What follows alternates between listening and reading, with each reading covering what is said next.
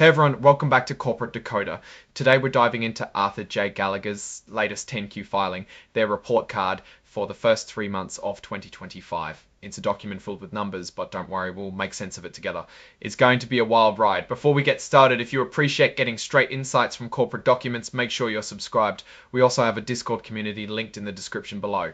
First things first, this is a quarterly report, a Form 10Q. That means it's a snapshot of how things are going at a company every 3 months. Arthur J. Gallagher, or AJG as we'll call them, is in the business of insurance brokerage and risk management, which means they help companies find the best insurance deals and manage their risks. Now let's talk about the numbers.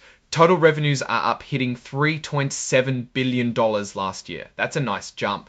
But it's not just about how much money they're bringing in, it's also about what they're spending. Total expenses also went up from about $2.5 billion to $2.8 billion. Scrolling down to the bottom line, that's the profit for the company's owners. AJG is looking at $74 million. It's a big number, but let's put it in perspective by comparing it to the roughly $608 million they had during the same period last year. So they are making some good profit and also know how to use it to grow. Checking over at the asset section, cash is way up. $16.60 when only last year it was $14.9 billion. So they have a large watch list for more acquisitions or to cover potential problems.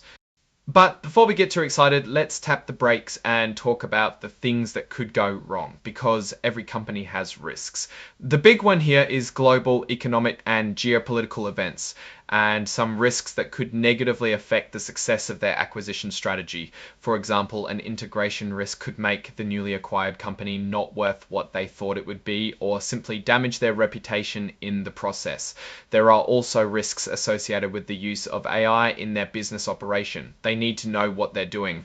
Speaking about acquisitions, it is also worth mentioning a large purchase coming their way. They are working on buying assured partners. This is a huge deal, and there are always risks involved. We see here a few specific risks. For example, they need to get regulatory approval, and also integrating them into AJG could be a struggle. Expected to not lose value and to make the company profitable, and also integrating even Ireland. So if the deal falls through, that would be a lot of wasted effort. Another point is that assured partners is expected to perform as expected to not lose value and to make the company profitable. And also integrating them into AJG could be a struggle. So now let's check their cash flows to see how are they making and spending money. Cash from operating activities. So money made from their core business increased a bit, but a lot of cash came from issuing stock. They're using that cash to buy other companies mostly.